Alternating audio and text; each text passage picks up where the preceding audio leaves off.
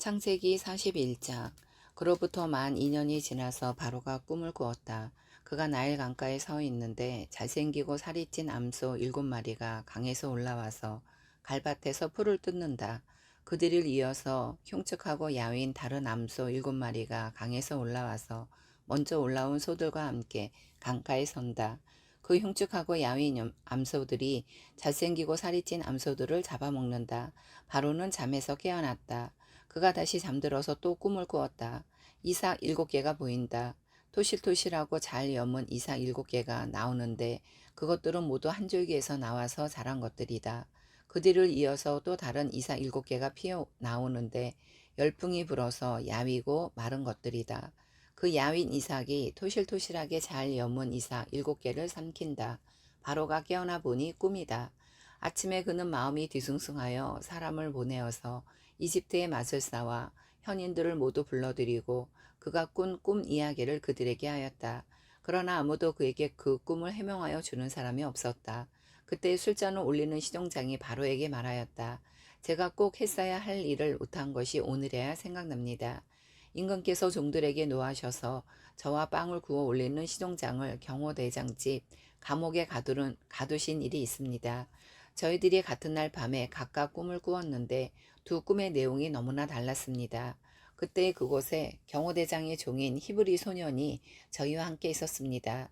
저희가 꾼 꿈 이야기를 그에게 해주었더니 그가 그 꿈을 풀었습니다. 저희 두 사람에게 제가 그 꿈을 해몽하여 주었던 것입니다. 그리고 그가 해몽한 대로 꼭 그대로 되어서 저는 복직되고 그 사람은 처형되었습니다. 이 말을 듣고서 바로가 사람을 보내어 요셉을 불러오게 하였고 사람들은 곧바로 그를 구덩이에서 끌어냈다.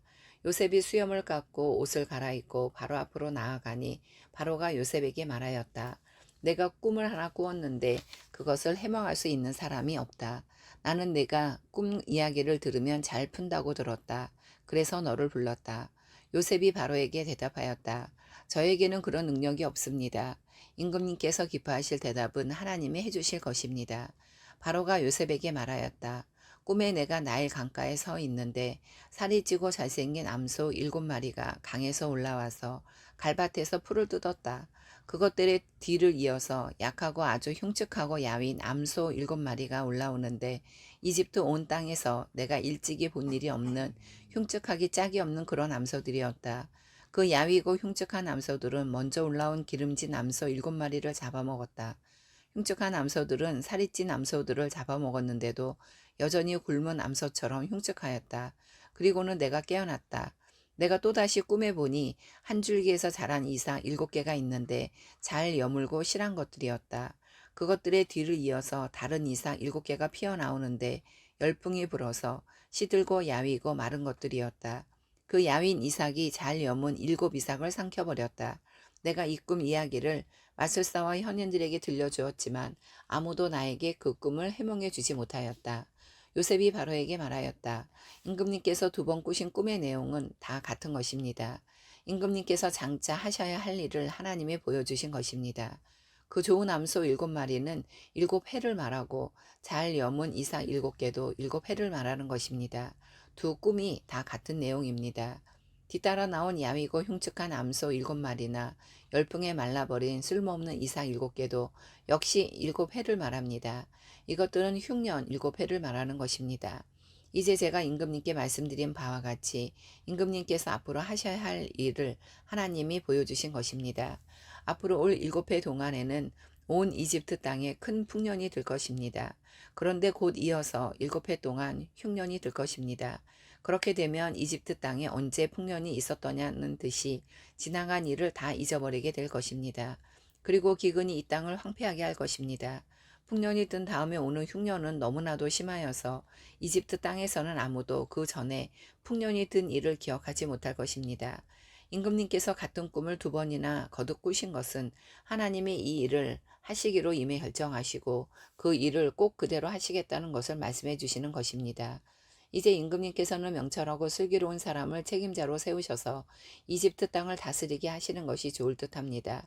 임금님께서는 전국의 관리들을 임명하셔서 풍년이 계속되는 7해 동안에 이집트 땅에서 거둔 자의 5분의 1을 해마다 받아들이도록 하심이 좋을 듯합니다. 앞으로 올 풍년에 그 관리들은 온갖 먹거리를 거두어 드리고 임금님의 권한 아래 각 성읍에 곡식을 갈무리하도록 하십시오. 이 먹거리는 이집트 땅에서 7해 동안 이어갈 흉년에 대비해서 그때 이 나라 사람들이 먹을 수 있도록 갈무리해 두셔야 합니다. 그렇게 하시면 기근이 이 나라를 망하게 하지 못할 것입니다. 바로와 모든 신하들은 이 제안을 좋게 여겼다. 바로가 신하들에게 말하였다. 하나님의 영이 함께하는 사람을 이 사람 말고 어디에서 또 찾을 수 있겠느냐. 바로가 요셉에게 말하였다. 하나님이 너에게 이 모든 것을 알리셨는데 너처럼 명철하고 슬기로운 사람이 어디에 또 있겠느냐. 네가 나의 집을 다스리는 책임자가 되어라. 나의 모든 백성은 너의 명령을 따를 것이다. 내가 너보다 높다는 것은 내가 이 자리에 앉아 있다는 것뿐이다. 바로가 또 요셉에게 말하였다. 내가 너를 온 이집트 땅의 총리로 세운다. 그렇게 말하면서 바로는 손가락에 끼고 있는 옥새 반지를 빼서 요셉의 손가락에 끼우고 고운 모시옷을 입히고 금 목걸이를 목에다 걸어주었다. 그런 다음에 또 자기의 병거에 버금가는 병거에 요셉을 태우니 사람들이 물러나거라 하고 외쳤다. 이렇게 해서 바로는 요셉을 온 이집트 땅의 총리로 세웠다. 바로가 요셉에게 말하였다. 나는 바로다. 이집트 온 땅에서 총리의 허락이 없이는 어느 누구도 손 하나 발 하나도 움직이지 못한다. 바로는 요셉에게 사브낫 바네아라는 이름을 지어주고 온의 제사장 보디베라의 딸 아스낫과 결혼을 시켰다. 요셉이 이집트 땅을 순찰하러 나섰다. 요셉이 이집트 왕 바로를 섬기기 시작할 때 그의 나이는 30살이었다. 요셉은 바로 앞에서 물러나와서 이집트 온 땅을 두루 다니면서 살폈다. 풍년로 이룬 7해 동안에 땅에서 생산된 것은 대단히 많았다. 요셉은 이집트 땅에서 7해 동안 이어간 풍년으로 생산된 모든 먹거리를 거두어 들여 여러 성읍에 저장해 두었다. 각 성읍 근처 밭에서 나는 곡식은 각각 그 성읍에 쌓아두었다. 요셉이 저작한 곡식의 양은 엄청나게 많아서 마치 바다의 모래와 같았다. 그 양이 셀 수 없을 만큼 많아져서 기록을 중단할 수밖에 없었다. 요셉과 온의 제사장 보디베라의 딸 아스나 사이에서 두 아들이 태어난 것은 흉년이 들기 전이었다. 요셉은 하나님의 나의 온갖 고난과 아버지 집 생각을 다 잊어버리게 하셨다 하면서 맏아들의 이름을 므낫세라고 지었다. 둘째는 내가 고생하던 이 땅에서 하나님의 자손을 번성하게 해주셨다 하면서 그 이름을 에브라임이라고 지었다. 이집트 땅에서 7해 동안 이어가던 풍년이 지나니 요셉이 말한 대로 7해 동안의 흉년이 시작되었다. 온 세상에 기근이 들지 않은 나라가 없었으나 이집트 온 땅에는 아직도 먹거리가 있었다. 그러나 마침내 이집트의 온 땅의 백성이 굶주림에 빠지자 그들은 바로에게 먹을 것을 달라고 부르짖었다. 바로는 이집트의 모든 백성에게 요셉에게로 가서 그가 시키는 대로 하여라 하였다. 온 땅에 기근이 들었으므로 요셉은 모든 창고를 열어서 이집트 사람들에게 곡식을 팔았다. 이집트 땅 모든 곳에 기근이 심하게 들었다. 기근이 온 세상을 뒤덮고 있었으므로 다른 나라 사람들도 요셉에게서 곡식을 사려고 이집트로 왔다. 창세기 42장. 야곱은 이집트에 곡식이 있다는 말을 듣고서 아들들에게 말하였다. 얘들아, 왜 서로 얼굴들만 쳐다보고 있느냐? 야곱이 말을 이었다. 듣자 하니 이집트에 곡식이 있다고 하는구나. 그러니 그리로 가서 곡식을 좀 사오너라. 그래야 먹고 살지. 가만히 있다가는 굶어 죽겠다. 그래서 요셉의 형 10명이 곡식을 사려고 이집트로 갔다. 야곱은 요셉의 아우 베냐민만은 형들에게 딸려 보내지 않았다. 베냐민을 같이 보냈다가 무슨 변이라도 당할까 보아 겁이 났기 때문이다. 가나안 땅에도 기근이 들었으므로 이스라엘의 아들들도 곡식을 사러 가는 사람들 틈에 끼었다. 그때 요셉은 나라의 총리가 되어서 세상의 모든 백성에게 곡식을 파는 책임을 맡고 있었다.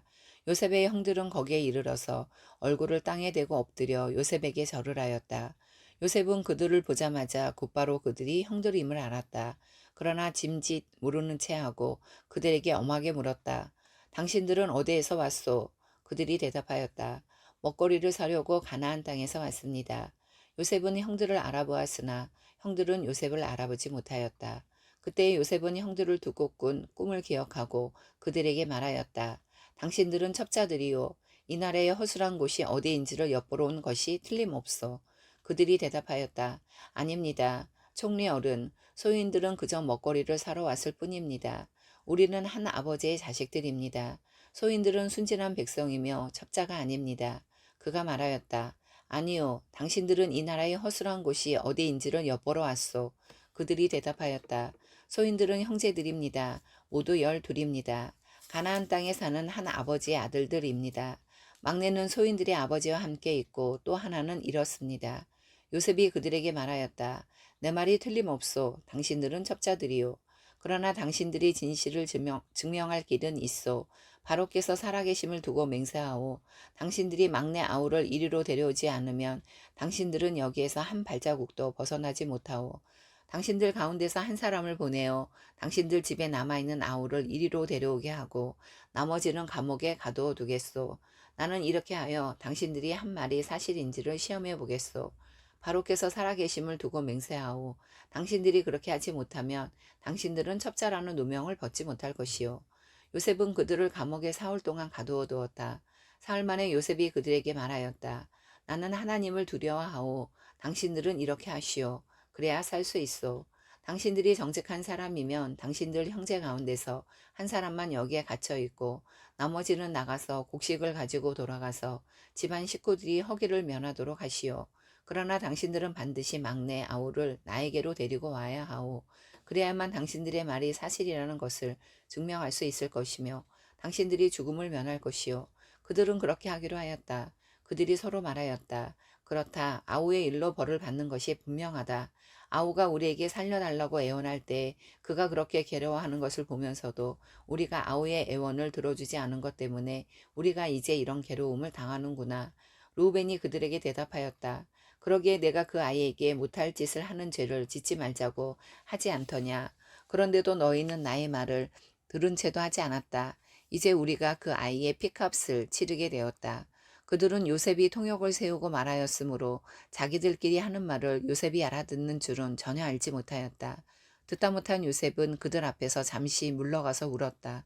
다시 돌아온 요셉은 그들과 말을 주고받다가 그들 가운데서 시므온을 끌어내어서 그들이 보는 앞에서 끈으로 묶었다. 요셉은 사람들을 시켜서 그들이 가지고 온 통에다가 곡식을 채우게 하고 각 사람이 낸 돈은 그 사람의 자루에 도로 넣게 하고 또 길에서 먹을 것은 따로 주게 하였다. 요셉이 시킨 대로 다 되었다. 그들은 곡식을 나귀에 싣고 거기를 떠났다. 그들이 하룻밤 묵어갈 곳에 이르렀을 때 그들 가운데서 한 사람이 자기 나귀에게 먹이를 주려고 자루를 풀다가 자루 아귀에 자기의 돈이 그대로 들어있는 것을 보았다. 그는 이것을 자기 형제들에게 알렸다. 내가 낸 돈이 도로 돌아왔다. 나의 자루 속에 돈이 들어있어. 이 말을 들은 형제들은 어리 빠진 사람처럼 떨면서 서로 쳐다보며 한탄하였다. 하나님이 어찌하여 우리에게 이런 일을 하셨는가? 그들은 가나안 땅으로 아버지 야곱에게 돌아가서 그동안 겪은 일을 자세히 말씀드렸다. 그 나라의 높으신 분이 우리를 보더니 엄하게 꾸짖고 우리를 그 나라를 엿보러 간 첩자로 여기는 것입니다. 그래서 우리는 그에게 우리는 정직한 사람입니다. 우리는 첩자가 아닙니다. 우리는 모두 한 아버지의 자식들로서 12형제입니다. 하나는 잃고 또 막내는 가나안 땅에 우리 아버지와 함께 있습니다. 하고 말씀을 드렸습니다. 그랬더니 그 나라의 높으신 분이 우리에게 이르기를 어디 너희가 정말 정직한 사람들인지 내가 한번 알아보겠다. 너희 형제 가운데서 한 사람은 여기에 나와 함께 남아있고 나머지는 너희 집안 식구들이 굶지 않도록 곡식을 가지고 돌아가거라. 그리고 너희의 막내 아우를 나에게로 데리고 오너라. 그래야만 너희가 첩자가 아니고 정직한 사람이라는 것을 내가 알 수 있겠다. 그런 다음에야 내가 여기 잡아둔 너희 형제를 풀어주고 너희가 이 나라에 드나들면서 장사를 할 수 있게 하겠다 하였습니다. 그들은 자루를 비우다가 각 사람의 자루에 각자가 치른 그 돈 꾸러미가 그대로 들어있는 것을 보았다. 그들과 그들의 아버지는 그 돈 꾸러미를 보고서 모두들 겁이 났다. 아버지 야곱이 아들들에게 말하였다. 너희가 나의 아이들을 다 빼앗아 가는구나. 요셉을 잃었고 시므온도 잃었다. 그런데 이제 너희는 베냐민마저 빼앗아 가겠다는 거냐. 하나님 하나같이 다 나를 괴롭힐 뿐이로구나. 루벤이 아버지에게 말하였다. 제가 베냐민을 다시 아버지께로 데리고 오지 못한다면 저희 두 아들을 죽이셔도 좋습니다. 막내를 저에게 맡겨주십시오. 제가 반드시 아버지께로 다시 데리고 오겠습니다. 야곱이 말하였다. 막내를 너희와 함께 그리로 보낼 수는 없다. 그 아이의 형은 죽고 그 아이만 홀로 남았는데 그 아이가 너희와 같이 갔다가 또 무슨 변을 당하기라도 하면 어찌하겠느냐. 너희는 백발이 성성한 이 늙은 아버지가 슬퍼하며 죽어서 수올로 내려가는 꼴을 보겠다는 거냐. 창세기 43장. 그 땅의 기근이 더욱 심해갔다. 그들이 이집트에서 가지고 온 곡식이 다 떨어졌을 때 아버지가 아들들에게 말하였다. 다시 가서 먹거리를 조금 더 사오너라. 유다가 아버지에게 말하였다. 그 사람이 우리에게 엄하게 경고하면서 너희가 막내 아우를 데리고 오지 않으면 다시는 나의 얼굴을 못 볼 것이다 하고 말하였습니다. 우리가 막내를 데리고 함께 가게 아버지께서 허락하여 주시면 다시 가서 아버지께서 잡수실 것을 사오겠습니다. 그러나 아버지께서 막내를 보낼 수 없다고 하시면 우리는 갈 수 없습니다. 그분이 우리에게 말하기를 너희가 막내 아우를 데리고 오지 않으면 다시는 나의 얼굴을 못 볼 것이다 하였기 때문입니다. 이스라엘이 자식들을 탓하였다. 어찌하려고 너희는 아우가 있다는 말을 그 사람에게 해서 나를 이렇게도 괴롭히느냐. 그들이 대답하였다. 그 사람은 우리와 우리 가족에 관하여서 낱낱이 캐물었습니다.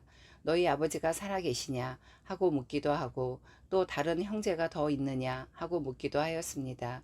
우리는 그저 그가 묻는 대로 대답하였을 뿐입니다. 그가 우리의 아우를 그리로 데리고 오라고 말할 것이라고는 상상도 하지 못하였습니다. 유다가 아버지 이스라엘에게 말하였다. 제가 막내를 데리고 가게 해주십시오. 그러면 우리가 곧 떠나겠습니다. 그렇게 하여야 우리도 아버지도 우리의 어린 것들도 죽지 않고 살 수 있을 것입니다.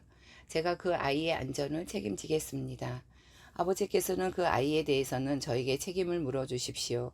제가 그 아이를 아버지께로 다시 데리고 와서 아버지 앞에 세우지 못한다면 그 죄를 제가 평생 달게 받겠습니다.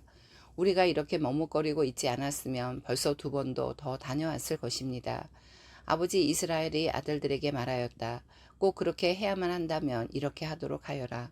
이 땅에서 나는 것 가운데 가장 좋은 토산물을 너희 그릇에 담아 가지고 가서 그 사람에게 선물로 드리도록 하여라. 유황과 꿀을 얼마쯤 담고 향품과 모략과 유황나무 열매와 감 복숭아를 담아라. 돈도 2배를 가지고 가거라. 너희 자루 아기에 담겨 돌아온 돈은 되돌려 주어야 한다. 아마도 그것은 실수였을 것이다. 너희 아우를 데리고 어서 그 사람에게로 가거라. 너희들이 그 사람 앞에 설 때에 전능하신 하나님이 그 사람을 감동시키셔서 너희에게 자비를 베풀게 해 주시기를 빌 뿐이다. 그가 거기에 남아있는 아이와 베냐민도 너희와 함께 돌려보내 준다면 더 바랄 것이 없겠다. 자식들을 잃게 되면 잃는 것이지 난들 어떻게 하겠느냐. 사람들은 선물을 꾸리고 돈도 갑절을 지니고 베냐민을 데리고 급히 이집트로 가서 요셉 앞에 섰다. 요셉은 베냐민이 그들과 함께 온 것을 보고서 자기 집 관리인에게 말하였다. 이 사람들을 집으로 데리고 가시오. 짐승을 잡고 밥상도 준비하시오. 이 사람들은 나와 함께 점심을 먹을 것이오. 요셉이 말한 대로 관리인이 그 사람들을 요셉의 집으로 안내하였다. 그 사람들은 요셉의 집으로 안내를 받아 들어가면서 겁이 났다. 그들은 지난번에 여기에 왔을 적에 우리가 낸 돈이 알지도 못하는 사이에 우리의 자루 속에 담겨서 되돌아왔는데 그 돈 때문에 우리가 이리로 끌려온다. 그 일로 그가 우리에게 달려들어서 우리의 나귀를 빼앗고 우리를 노예로 삼으려는 것이 틀림없다 하고 걱정하였다. 그래서 그들은 요셉의 집 문 앞에 이르렀을 때 요셉의 집 관리인에게 가서 물었다. 우리는 지난번에 여기에서 곡식을 사 간 일이 있습니다. 하룻밤 묵어갈 곳에 이르러서 자루를 풀다가 우리가 치른 돈이 액수 그대로 우리 각자의 자루 아기 안에 고스란히 들어있는 것을 보았습니다. 그래서 우리가 그것을 다시 가지고 왔습니다. 또 우리는 곡식을 살 돈도 따로 대 가지고 왔습니다. 우리는 누가 그 돈을 우리의 자루 속에 넣었는지 모릅니다. 그 관리인이 말하였다. 그동안 별거 없으셨습니까? 걱정하지 마십시오. 댁들을 돌보시는 하나님, 댁들의 조상을 돌보신 그 하나님이 그 자루에 보물을 넣어주신 것입니다. 나는 댁들이 낸 돈을 받았습니다. 이렇게 말하면서 관리인은 시므온을 그들에게로 데리고 왔다. 관리인은 그 사람들을 요셉의 집 안으로 안내하고서 발 씻을 물도 주고 그들이 끌고 온 나귀에게도 먹이를 주었다. 그들은 거기에서 점심을 먹게 된다는 말을 들었으므로 정오에 올 요셉을 기다리면서 장만해 온 선물을 정돈하고 있었다. 요셉이 집으로 오니 그들은 집 안으로 가지고 들어온 선물을 요셉 앞에 내놓고 땅에 엎드려 절을 하였다. 요셉은 그들의 안부를 묻고 난 다음에 전에 그대들이 나에게 말한 그 연세 많으신 아버지도 안녕하시오. 그분이 아직도 살아계시오. 하고 물었다. 그들은 총리 어른의 종인 소인들의 아버지는 지금도 살아있고 평안합니다. 하고 대답하면서 몸을 굽혀서 절을 하였다. 요셉이 둘러보다가 자기의 친어머니의 아들, 친동생 베냐민을 보면서 이 아이가 지난번에 그대들이 나에게 말한 바로 그 막내 아우요. 하고 물었다. 그러면서 그는 기었구나. 하나님이 너에게 복 주시기를 빈다 하고 말하였다. 요셉은 자기 친동생을 보다가 마구 치밀어 오르는 형제의 정을 누르지 못하여 급히 울 곳을 찾아 자기의 방으로 들어가서 한참 동안 울고 얼굴을 씻고 도로 나와서 그 정을 누르면서 밥상을 차리라고 명령하였다. 밥상을 차리는 사람들은 요셉에게 상을 따로 차려서 올리고 그의 형제들에게도 따로 차리고 요셉의 집에서 먹고 자는 이집트 사람들에게도 따로 차렸다. 이집트 사람들은 히브리 사람들과 같은 상에서 먹으면 부정을 탄다고 생각하기 때문에 상을 같이 차리지 않은 것이다. 요셉의 형제들은 안내를 받아가며 요셉 앞에 앉았는데 앉고 보니 맏아들로부터 막내 아들에 이르기까지 나이 순서를 따라서 앉게 되었다. 그 사람들은 어리둥절하면서 서로 쳐다보았다. 각 사람이 먹을 것은 요셉의 상에서 날라다 주었는데 베냐민에게는 다른 사람들보다 5목이나 더 주었다. 그들은 요셉과 함께 취하도록 마셨다.